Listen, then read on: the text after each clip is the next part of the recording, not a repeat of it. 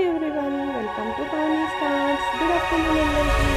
ఈరోజు మనం ఆకుకూరలతో పప్పు చేసుకుందాం. నేను ఒక్కొక్క కట్ట తీసుకున్నానండి. పాలకూర ఒకటి, గోంగూర ఒకటి, మెంతికూర ఒక కట్ట అలా తీసుకొని చేశానమాట. కొద్దిగా పప్పు వేసుకొని అందులో పొడవుగా కట్ చేసుకొని పచ్చిమిర్చి, టొమాటో వేసేసుకొని ఇలా ఆకుకూరలన్నీ మనం ఏవైతే తీసుకోవాలనుకుంటున్నామో అవన్నీ ఇలా చిన్న ముక్కలుగా కట్ చేసుకొని నీట్గా క్లీన్ చేసుకొని అందులోనే పసుపు అలానే ఒక చిన్న టీ గ్లాస్ వాటర్ని యాడ్ చేసేసి లిడ్ పెట్టి క్లోజ్ చేసి 3 విజిల్స్ వచ్చేంత వరకు వెయిట్ చేయాలి. 3 విజిల్స్ వచ్చాక లిడ్ ఓపెన్ చేసి చక్కగా పప్పు గుత్తితో ఇలా ఎనుపుకోవాలి. మనకి పప్పు చక్కగా మెత్తగా ఉడికిపోతుంది.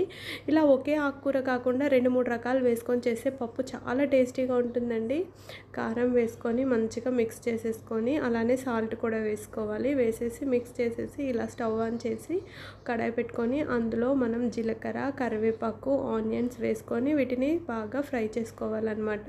పప్పు అందులో వేసేసుకోవడమే తాలింపు, అంతే, ఏం లేదండి. చాలా సింపుల్ అండ్ చాలా టేస్టీ రెసిపీ అండి. చాలా బాగుంటుంది, మీకు తప్పకుండా నచ్చుతుంది.